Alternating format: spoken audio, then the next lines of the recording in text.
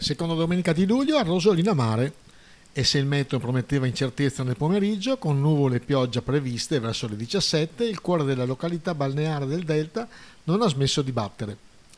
Abbiamo voluto ascoltare direttamente chi Rosolina Mare la vive e la anima ogni giorno, gli operatori turistici e anche gli ospiti dei campeggi principali, anche se il trend è ormai chiaro: i weekend del venerdì al lunedì sono da tutto esaurito, mentre durante la settimana si registra ancora una certa calma. Federica Vitale, che gestisce i bagni Bella Rosa Serenella, Sì. che stagione è questa? Io sono molto contenta di questa stagione 2025, è partita molto presto perché il 1° maggio era già bel tempo e c'era un sacco di bella gente qui in spiaggia, in generale nella località di Rosolina Mare, e a seguire poi tutti i weekend sono stati belli, soleggiati, quindi speriamo di rimanere fino a settembre, perché no, più in là. Ecco, contestavano il fatto che sabato e domenica tantissima gente, un po' meno del lunedì e venerdì.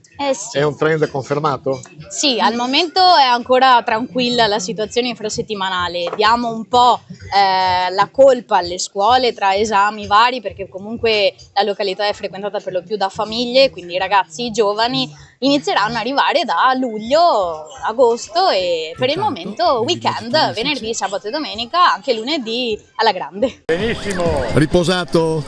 Stai bene? tranquillo. La moglie l'hai in giro? Ce l'hai in giro? La moglie a casa. Ah, per quello stai bene.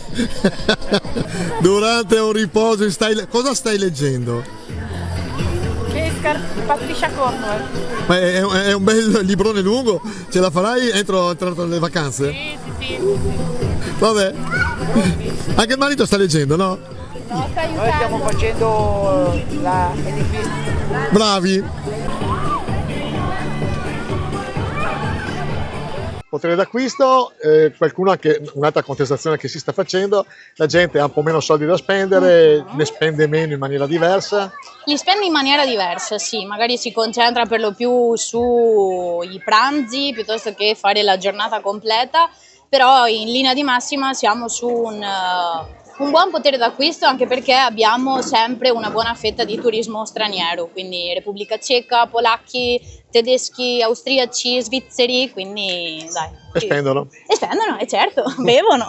Stai bene? Ma di dove sei tu? Sono georgiana. Di? Georgia. Ah, Georgia, on my mind. Georgia europea. Sì, europea, sì. Brava, complimenti. Di Cotignola. Di Cotignola cos'è? Di Ravenna. Mo provincia, cosa ci fai una di Ravenna qua sui lidi veneti? E poi troviamo lui che per parlare di Rosolina Mare ci dedica una canzone. Amore così grande, un amore così